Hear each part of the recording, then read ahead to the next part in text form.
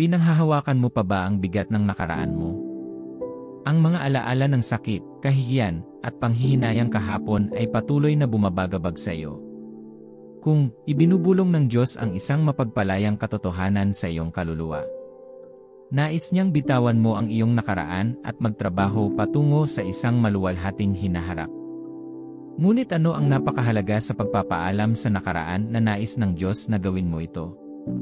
Bago tayo magpatuloy, mangyaring mag-subscribe sa channel na ito at i-on ang notification bell.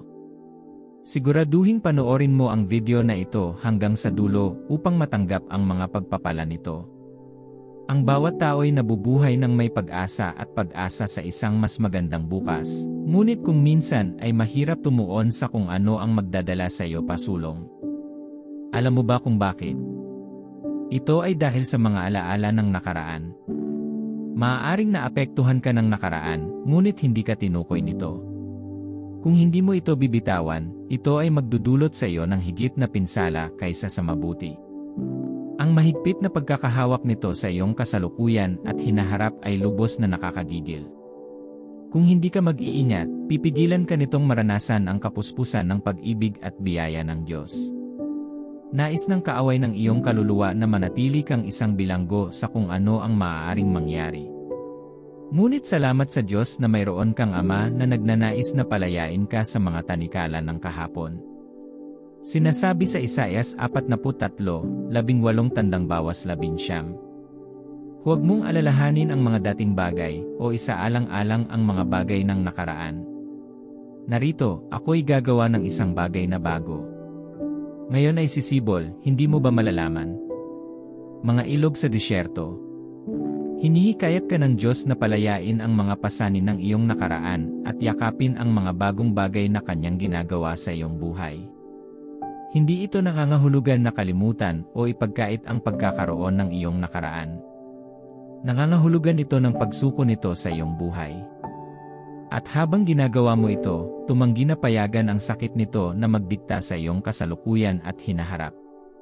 Sa halip, magtiwala sa Diyos na baguhin ang iyong mga peklat sa mga patotoo ng Kanyang biyaya at awa. Kung hindi bibitawan ni Joseph ang kanyang nakaraan, hindi siya makakapag-focus sa hinaharap na inihanda ng Diyos para sa kanya. Ang pag-iisip lamang ng kanyang mga nakaraang karanasan ay sapat na upang pigilan siya. Ngunit ang mabuting balita ay nakatuon siya sa kung saan siya dinadala ng Diyos at sa huli ay nakarating doon. Ang nakaraan ay isang misteryosong lugar na puno ng mga alaala na maaaring magbigay ng inspirasyon o magmumultuhan sa iyo. Ngunit napakaraming tao ang nagpupumilit na bitawan ang kanilang nakaraan, na nagpapahintulot sa bigat nito na pigilan sila. Ngunit paano kung makawala ka sa tanikala ng kahapon at tumuntong sa pangako ng bukas? Paano kung matututo kang bumitaw at magtiwala sa tumutubos na kapangyarihan ng Diyos? Ito ang gusto niya para sa iyo. Ngunit ang tanong ay, ano ang kanyang mga dahilan? Isa, ang pagtubos ng Diyos ay higit pa sa iyong panghihinayang. Ang pagtubos ng Diyos ay nagpapalaya sa iyo mula sa mga kahihinatnan ng iyong mga nakaraang pagkakamali, sakit, at kasalanan. Isipin na natigil ka sa isang madilim na lugar at hindi mo mahanap ang iyong daan palabas, iyon ay tulad ng nananatili sa iyong nakaraan, na walang pagtakas mula sa pagkakasala, kahihiyan, at sakit. Ngunit sabi ng Diyos, hayaan mo akong tulungan ka mula doon. Siya ay umabot, hinihila ka palabas ng kadiliman, at itinatakda ka sa isang bagong landas. Habang ginagawa niya ang lahat ng ito, inaayos niya ang pinsala, pinapagaling ang iyong mga sugat, at binibigyan ka ng bagong simula. Ang iyong nakaraan ay maaaring mamarkahan ng panghihinayang, ngunit ang pagtubos ng Diyos ay mas dakila. Nais niyang maranasan mo ang kanyang pagpapatawad at pagpapanumbalik at huwag mag-isip tungkol sa matagal nang nawala. Ito ang dahilan kung bakit gusto niyang bitawan mo ang iyong nakaraan. Ang panghihinayang ay maaaring maging isang mabigat na pasanin, nagpapabigat sa iyo at pumipigil sa iyong sumulong. Ngunit ang pagtubos ng Diyos ay ang lunas dito. Nag-aalok ito sa iyo ng isang paraan mula sa kadiliman at sa liwanag ng isang bagong simula. Dapat mong laging tandaan na ang pagtubos ay hindi lamang isang pagtatakip sa iyong mga pagkakamali, ito ay isang pagbabago ng iyong pagkatao. Ginagamit niya ang iyong mga pagkakamali at kabiguan para turuan ka ng mahahalagang aral, tinutulungan kang lumago sa pananampalataya, at sinasangkapan ka para sa hinaharap. Nagbibigay ito sa iyo ng kalayaan mula sa mga tanikala ng pagsisisi. Iyan ang pagtubos ng Diyos. Kinukuha niya ang iyong pagkasira at ginagawa kang buo muli. Pinatatawad niya ang iyong mga kasalanan at ibinabalik ang iyong pag-asa. At ang pinakamagandang bahagi, ginagawa niya ang lahat dahil mahal ka niya at gusto niya na maging malaya at masaya ka. 2. Hindi ka tinutukoy ng iyong nakaraan. Sinasabi ng 2 Korinto 5:17. Kaya't kung ang sinuman ay na kay Kristo, ang taong ito ay bagong nilalang. Ang mga dating bagay ay lumipas na, narito, ang mga bagong bagay ay dumating na. Si Apostol Pablo, sa pagsasalita sa banal na kasulatang ito, ay ipinaalam ang kahalagahan ng pagpapaalam at pagsulong. Kapag ang isang bagay ay bago, ang mga katangian nito ay iba sa mga luma. Ang magandang kwento ng pagbabagong loob ni Apostol Pablo ay isang magandang halimbawa sa kontekstong ito. Siya embodied ang pariralang "Your past doesn't define you" perfectly. Dati siyang mabangis na mang-usig sa mga Kristiyano, na ginagawa iyon ng may sigasig at sigasig na parabang iyon lang ang kanyang ikinabubuhay. Ang kanyang nakaraan ay may marka ng karahasan at puot. Ngunit ng oras na para sa isang pagbabago, binago siya ng Diyos mula sa isang taong marahas tungo sa isang tao ng kapayapaan. Magmumulto sana ito sa kanya kung hindi niya binitawan ang kanyang nakaraan. Nabuhay siya sa paggawa ng mga maling bagay ngunit iniisip na ito ang tamang gawin. Ngunit nang tawagin siya ng Diyos, niyakap niya ang tawag na ito ng walang pagpipigil. Sinasabi ng 1 Korinto 15:1-0. Sapagkat ako ang pinakamababa sa mga apostol, at hindi ako karapat-dapat na tawaging apostol, sapagkat aking inusig ang iglesia ng Diyos. Ngunit sa pamamagitan ng biyaya ng Diyos, ako ay kung ano ako, at ang kanyang biyaya sa akin, ay hindi napatunayang walang kabuluhan, ngunit ako ay nagpagal ng higit pa kaysa sa kanilang lahat, ngunit hindi ako, kundi ang biyaya ng Diyos na sumaakin. Maaaring hayaan ni Paul ang kanyang dating buhay bilang isang mang-uusig na magdikta sa kanyang hinaharap, ngunit ang Diyos ay may iba pang mga plano, at si Paul ay hindi tumutol sa alinman sa mga ito. Tuluyan na niyang nakalimutan at binitawan ang nasa likuran habang pilit na pinupuntahan ang nasa unahan. Ang kanyang kwento ay sumasalamin sa tumutubos na kapangyarihan ng Diyos at ang kakayahan ng Diyos na gumawa ng isang bagay mula sa wala. Ngayon, ang taong ito ay kilala bilang isa sa mga pinakamaimpluwensyang apostol sa kasaysayan ng Kristiyano. Mahal, kahit ano pa ang ginawa mo sa nakaraan, basta't nagsisi ka, hindi ka natali sa mga pagkakamali mo noon. Sa pamamagitan ni Kristo, lahat ng tungkol sa iyo ay bago. May kapangyarihan ka na ngayong iwanan ang iyong nakaraan at yakapin ang hinaharap na ibinibigay sa iyo ng Diyos. Kahit anong pilit ng kalaban na ipaalala sa iyo ang nakaraan mo, huwag mo siyang bigyan ng pagkakataon. Hayaan siyang subukan, ngunit huwag hayaan siyang manalo. Hindi ka tinukoy ng iyong nakaraan. Ikaw ay bago, tinubos, at ibinalik kay Kristo Jesus. Huwag hayaang kumbinsihin ka ng kaaway ng iyong kaluluwa kung hindi man. Ikaw ay anak ng Diyos na may bagong pagkakakilanlan at layunin. Ang iyong nakaraan ay maaaring nag-iwan ng mga peklat, ngunit ang pagpapagaling ng Diyos ay makapagpapaginhawa sa mga sugat na iyon at makapagpapagaling sa iyo muli. Ikaw ay hindi isang bilanggo ng iyong nakaraan, ikaw ay isang nagwagi kay Kristo Jesus. Pangatlo, ang pagpapatawad ay ang tunay na susi sa kalayaan. Ang hindi pagpapatawad ay parang isang tanikala na nagpapanatili sa iyo na nakagapos sa nakaraan. Kahit saan ka man pumunta, sa dulo, babalik ka pa rin sa lugar kung saan ka napunta sa lahat ng oras. Sa kabilang banda, ang pagpapatawad ay nagbubukas ng pinto sa kalayaan. Bilang anak ng Diyos, ang kalayaan ay bahagi mo. Nais ng Diyos na maranasan mo ang parehong pagpapalaya dahil binayaran niya ang halaga para dito. Ngunit paano mo matatamasa ang kalayaan kung nananatili kang alipin ng hindi pagpapatawad? Ang pagpapatawad sa isang tao ay hindi nangangahulugang kailangan mong kalimutan ang nangyari. Maaaring hindi mo makalimutan, ngunit kailangan mong bitawan ang hawakan ng mga nakaraang sakit at magtiwala sa Diyos. Si Jesus, na nakikipag-usap sa kanyang mga disipulo, ay nagsabi kung hindi mo patatawarin ang mga nagkasala sa iyo, hindi ka patatawarin ng Diyos. Ang pagpapatawad ay isang mahalagang bahagi ng Kristyanismo at ang iyong paglakad kasama ang Diyos. Kapag pinatawad mo ang mga nagkasala sa iyo, hindi mo lang sila pinapalaya sa kanilang mga utang, pinapalaya mo rin ang iyong sarili mula sa pasanin ng kapaitan at sama ng loob. Sinabi ni Apostol Pablo, magtiisan kayo sa isa't isa at magpatawad sa isa't isa kung ang sinuman sa inyo ay may hinanakit laban sa sinuman. Magpatawad kayo gaya ng pagpapatawad sa inyo ng Panginoon.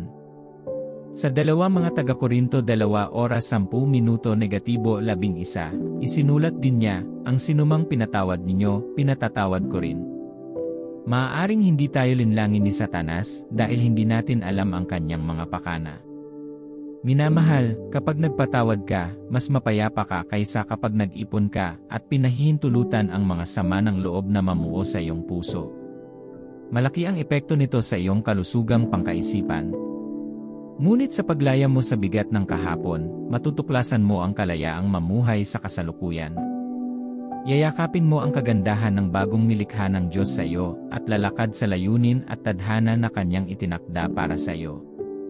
Ang pagpapatawad ay maaaring tumagal ng oras, pagsisikap at panalangin, ngunit ang kalayaang nagmumula rito ay hindi masusukat. Kaya't bitawan mo ang nakaraan, mahal na kaibigan, at humakbang sa mapagpalayang yakap ng iyong mapagmahal na Ama. Hayaan ang mga bigat ng kahapon at yakapin ang kalayaan na naghihintay sa hinaharap. Ito ay humahantong sa susunod na dahilan. Patuloy na manood. Bilang 4, ang paghawak sa nakaraan ay humahadlang sa iyong paglaki. Ang paghawak sa iyong nakaraan ay humahadlang sa iyo na sumulong at lumago sa espiritual. Kapag nagsilang ka ng isang bata, inaasahan ng lahat na ang batang ito ay lalago at mature sa paglipas ng panahon. Kung pagkatapos ng ilang buwan ay walang kapansin-pansing pagbabago sa kanyang laki o timbang, ito ay isang bagay na dapat alalahanin. Nalalapat din ito sa iyong espiritual na buhay. Walang sinuman ang umaasa na ikaw ay espiritual na katulad noong ikaw ay bagong ligtas. Ang kakulangan ng espiritual na pag-unlad ay dumarating kapag tumanggi kang pakawalan ang mga tanikala ng nakaraan, ang parehong nakaraan na pinatawad ka ng Diyos at binigyan ka ng bagong buhay. Nais ng Diyos na maging mature ka sa pananampalataya. Di ba gusto mo din yon?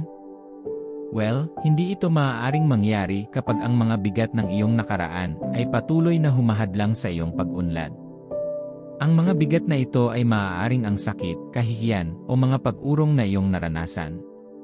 Ngunit ang pagpapaalam ay nagpapahintulot sa iyo na sumulong sa iyong paglalakad kasama ang Diyos. Ito ay tulad ng pagtatangka na maglakad na may malaking bato na nakatali sa iyong mga binti.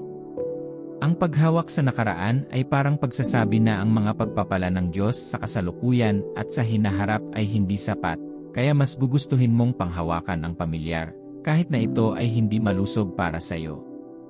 Sinasabi sa Filipos 3:13 -14 na, mga kapatid, hindi ko pa iniisip ang aking sarili na hawak ko na ito. Ngunit isang bagay ang ginagawa ko, nililimot ang nasa likuran at inaabot ang nasa hinaharap, nagpapatuloy ako patungo sa layunin. Para sa gantimpala ng tawag sa itaas ng Diyos kay Kristo Jesus. Ano man ang nasa likod mo, hanggat hindi ito makakatulong sa iyong pagiging mas mabuting tao, hayaan mo na. Huwag isipin ang iyong mga nakaraang nagawa o pagkakamali. Kalimutan ang mga bagay na nasa likod mo at magpatuloy sa layunin ng espiritual na kapanahunan. Nang magpasya ang Diyos na iligtas si Lot at ang kanyang pamilya mula sa pagkawasak ng Sodoma at Gomora, binigyan niya sila ng simpleng tagubilin. Sinabi ng mga anghel ng Diyos kay Lot at sa kanyang pamilya na magmadaling lumabas sa pintuang daan ng lungsod nang hindi lumilingon. Pero guess what? Ang asawa ni Lot ay sumuway at lumingon, at siya ay naging haligi ng asin. Sa sandaling dumating ang babala sa kanila tungkol sa nalalapit na kapahamakan, ang lungsod ay naging kanilang nakaraan. Kaya naman ang mga anghel ay espesipiko tungkol sa tagubilin na huwag tumalikod.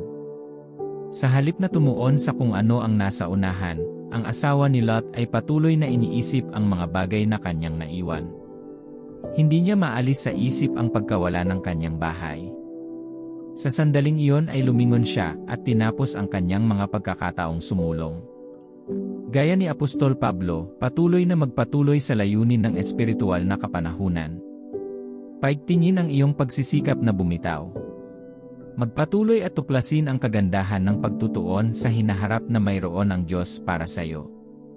Number 5, hindi mo mababago ang iyong nakaraan, ngunit maaari mong hubugin ang iyong kinabukasan.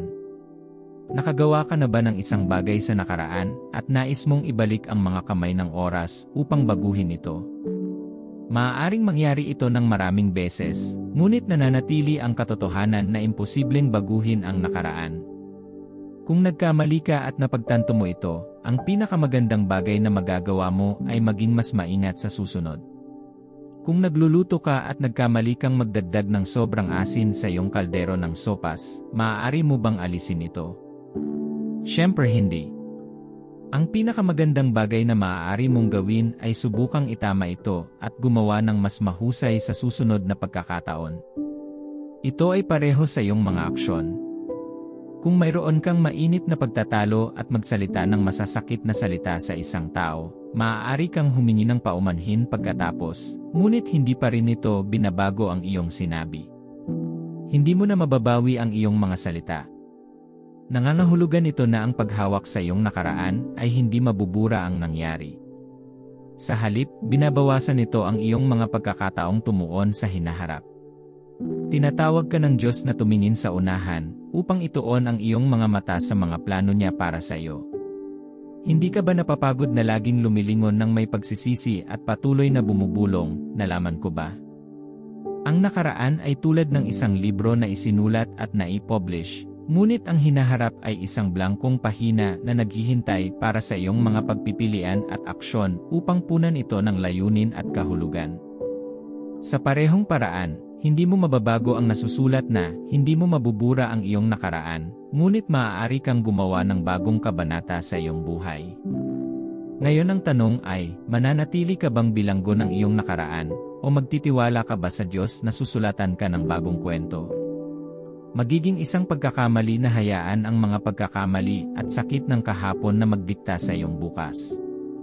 Tandaan, ang bawat mahusay na kwento ay may pagbabagong punto, isang sandali kung kailan pinili ng pangunahing tauhan na pagtagumpayan ang mga pakikibaka at tahakin ang isang bagong landas. Doon ka papasok at maging bida ng iyong kwento. Gawin ang pagpipili ang iyon ngayon upang bumangon sa iyong nakaraan at yakapin ang iyong hinaharap ng may pag-asa at tapang. Numero 6, ang pagpapaalam ay nagbibigay ng puwang para sa ikabubuti ng Diyos. Ang paghawak sa nakaraan ay naglilimita sa iyong potensyal at humahadlang sa iyong kakayahang tumanggap ng pinakamahusay ng Diyos. Ang bigat ng mga pagkakamali ng kahapon ay maaaring magpabigat sa iyo, mapipigilan ka rin nila sa paghakbang sa iyong kinabukasan. Parang sinasabing, Diyos ko, hindi ako sigurado kung ano ang mayroon ka para sa akin ang pinakamabuti para sa akin. Hayaan mo akong panghawakan ito ng kaunti pa. Ngunit tandaan na sinasabi ng Biblia na ang mga plano ng Diyos para sa iyo ay upang bigyan ka ng magandang kinabukasan, isang kinabukasan na higit pa sa kung ano ang mayroon ka sa nakaraan. Ano ang mangyayari kapag pinakawalan mo ang hawak ng iyong nakaraan at kumawala mula sa bilangguan ng mga pag-urong? Ito ay tulad ng isang dam na nabasag, na nagpapahintulot sa mga pintuan ng mga pagpapala ng Diyos na bumuhos sa iyong buhay. Hinahayaan mo siya napunan ang kawalan na likha ng sakit, kahihiyan, at panunuyan ng kanyang awa at pagmamahal. Inaalis niya ang iyong kalungkutan at binibigyan ka ng kagalakan. Binibigyan ka rin niya ng kagandahan para sa abo. Sinasabi sa awit 103, 1-0, hindi niya tayo tinatrato ayon sa nararapat sa ating mga kasalanan o ginagantihan tayo ayon sa ating mga kasamaan. Sapagkat kung gaano kataas ang langit sa ibabaw ng lupa, gayon kalaki ang kanyang pag-ibig sa mga may takot sa kanya. Kung gaano kalayo ang silangan sa kanluran, gayon din niya inalis sa atin ang ating mga pagsalangsang. Kung paanong ang Ama ay nahahabag sa kanyang mga anak, gayon ang Panginoon ay nahahabag sa mga may takot sa kanya. Ang pag-ibig ng Diyos ay hindi limitado sa o pinipigilan ng iyong mga pagkakamali, ni ang iyong mga kabiguan ay tumutukoy dito. Ang kanyang pag-ibig ay yaong sa isang ama, isa na tumitingin sa kabila ng iyong pagkasira, at di kasakdalan at naghahangad na maibalik ka. Hindi mo ba gustong makibahagi sa biyaya ng Diyos? Kung gagawin mo, pagkatapos ay bitawan ang iyong nakaraan. Sa halip na patuloy na mag-alala tungkol sa mga bagay na nawala sa iyo, at maaaring hindi na mabawi, bakit hindi magtiwala sa pag-ibig ng Diyos, at kakayahang palitan ang mga ito ng isang bagay na mas mahusay? Numero 7, ang pagpapakawala sa iyong nakaraan ay nagpaparangal sa Diyos. Ang pag-iwan sa nakaraan ay nagpapakita na may pananampalataya ka sa plano ng Diyos para sa iyo at nagtitiwala sa Kanyang oras.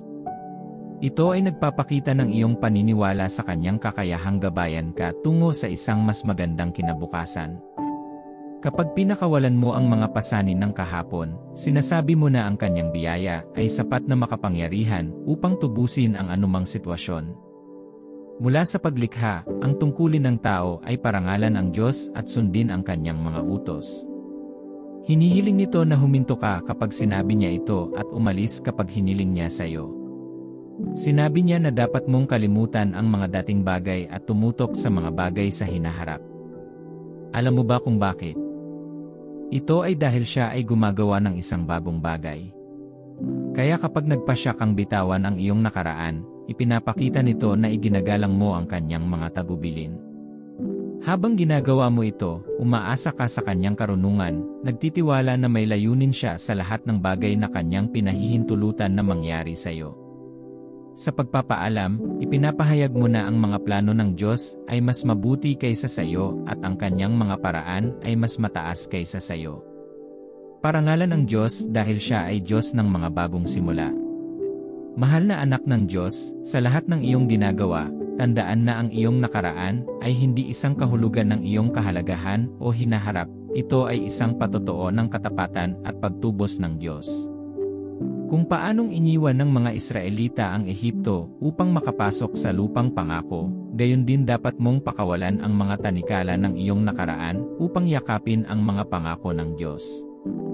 Kung tumanggi silang umalis sa Ehipto, hindi na sila makakarating sa lupang pangako. Kapag kumapit ka sa isang mainit na uling, hindi ang karbon ang problema, ang iyong pagtanggi na bitawan ito ang nagiging sanhi ng sakit. Sa parehong paraan, kapag pinanghahawakan mo ang mga nakaraang pananakit, pagsisisi, at pagkakamali, hindi mo lang pinapahaba ang sakit kundi hinahadlangan mo rin ang paggaling na gustong ibigay sa iyo ng Diyos. Hayaan ang mga bigat na pumipigil sa iyo at magtiwala sa isa na nagpapabago sa lahat ng bagay. Sapagkat kay Kristo, ang iyong kinabukasan ay mas maliwanag kaysa sa iyong nakaraan, at ang iyong pinakamagagandang araw ay darating pa. Alalahanin kung paano kinuha ng Diyos ang pinakamadilim na sandali ni David at ginamit ang mga ito upang hubugin siya bilang isang makapangyarihang hari. Gayon din, alalahanin kung paano niya binago ang pag-uusig ni Pablo sa simbahan sa isang magandang kwento. Magagawa rin ng Diyos ang iyong nakaraan. Maaari niyang kunin ang mga sirang piraso ng iyong buhay at gawing isang magandang kwento. Ngunit ang pangunahing bagay ay nananatili, dapat ay handa kang bumitaw at magtiwala sa kanyang soberanya. Paano mo ito gagawin? Numero 1, manalangin at pag-aralan ang salita ng Diyos.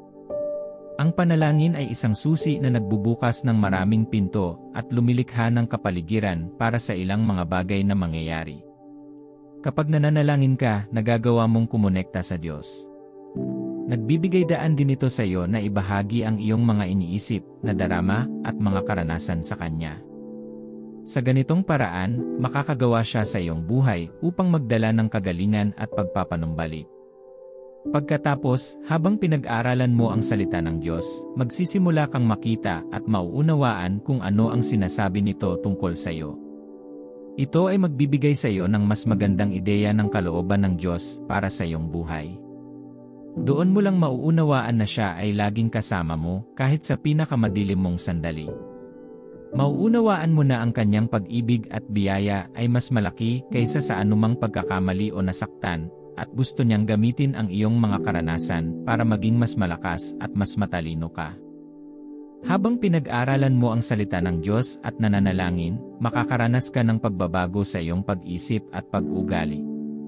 Sa pamamagitan ng mga ito, makakatagpo ka ng kapayapaan, kagalakan, at layunin sa iyong kasalukuyan at hinaharap.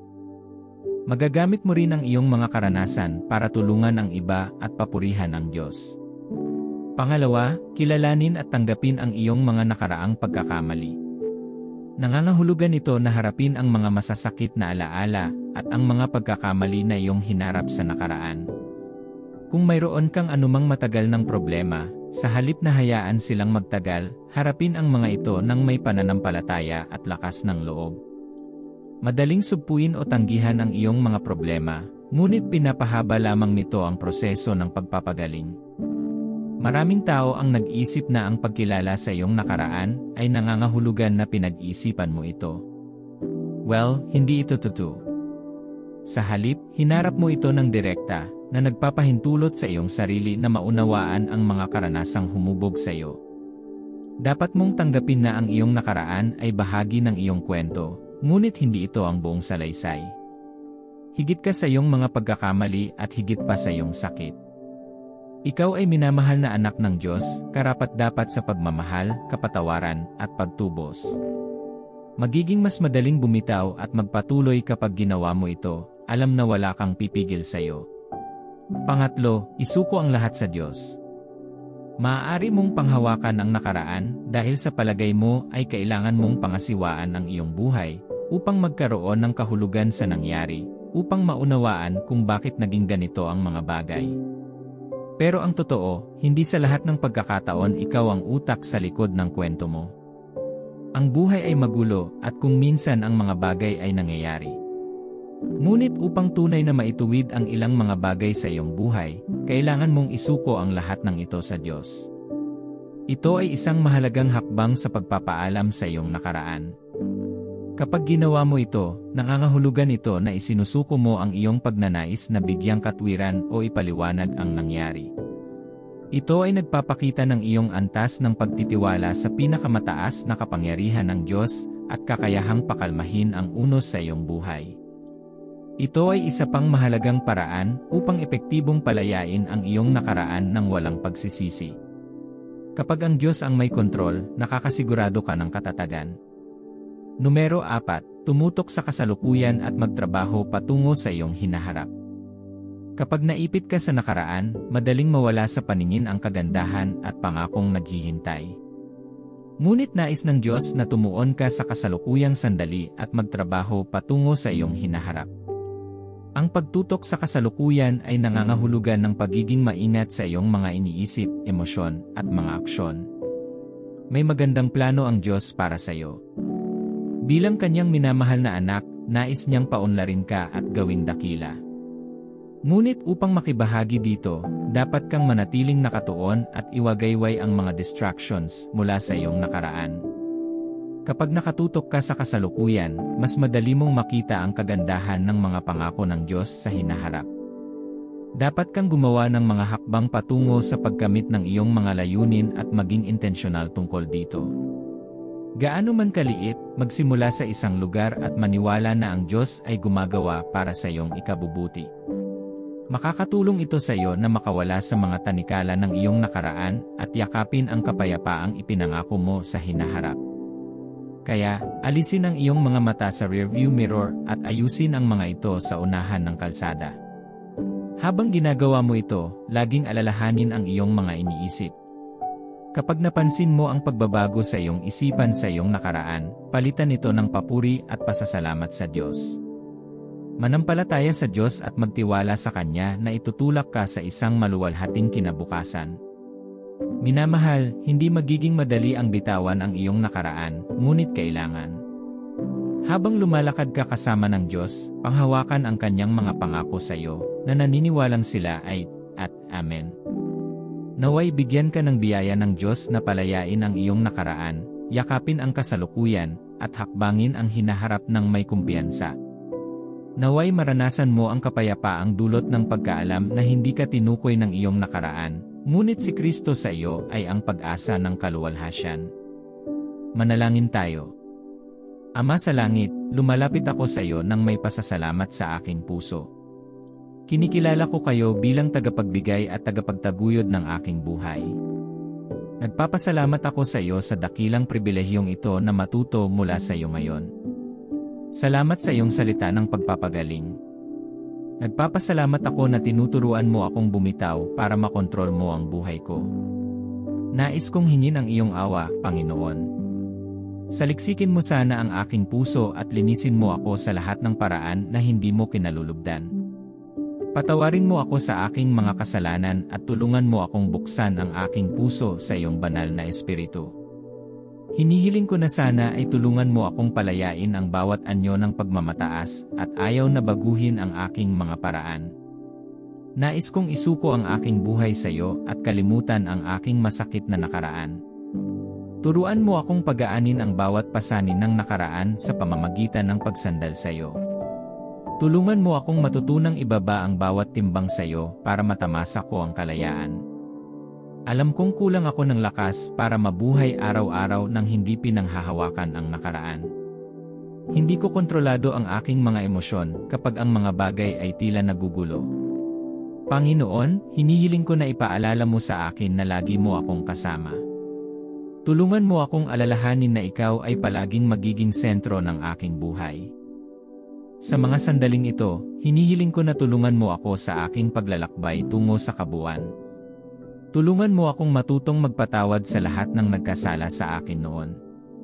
Hawakan mo ang aking kamay at gabayan ako hanggang sa punto ng pagbitaw upang ikaw ay magkaroon ng iyong paraan sa aking buhay. Binibigyan kita ng kontrol sa aking damdamin. Gabayan mo po ako sa iyong ninanais na landas. Nais kong manatili sa iyo at laging gawin ang iyong kalooban, kaya hinihiling ko na ang iyong banal na espiritu ay pumasok sa aking puso. Tulungan mo akong mamuhay sa espiritu at katotohanan.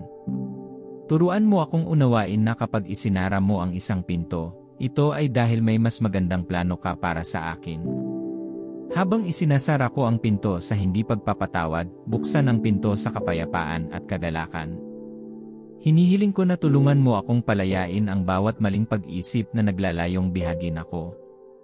Bigyan mo ako ng lakas na palayasin ang mga ito sa tuwing pumapasok sa isip ko ang mga kaisipang ito. Buksan ang aking puso upang tumutok araw-araw sa iyong salita. Habang natututo akong pag-aralan ang aking Biblia, hayaang punuin ng banal na espiritu ang aking puso ng dalisay at marangal na kaisipan. Kailangan kong tulungan mo akong tumuon sa ginagawa mo ngayon. Tulungan mo akong laging pahalagahan ang lahat ng dinadala mo sa buhay ko at bigyan mo ako ng biyayang magpatawad kapag nagkamali sila sa akin. Turuan mo akong magtiwala sa iyong mga plano para sa akin. Humihingi ako ng biyayang italaga sa isang buhay ng panalangin. Turuan mo akong laging lumapit sa iyong presensya sa tuwing napipilitan ako sa mga kilos ng mga tao. Pakiusap, bigyan mo ako ng lakas araw-araw upang gawin ang iyong kalooban. Salamat, Panginoon, na hindi mo ako binitawan. Hinihiling ko na ang iyong presensya ay laging gagabay sa aking buhay at mga pagsisikap. Sa pangalan ni Jesus, dalangin ko. Amen. Kung naapektuhan ng video na ito ang iyong buhay, mangyaring i-like, mag-drop ng komento, at mag-subscribe. See you sa susunod.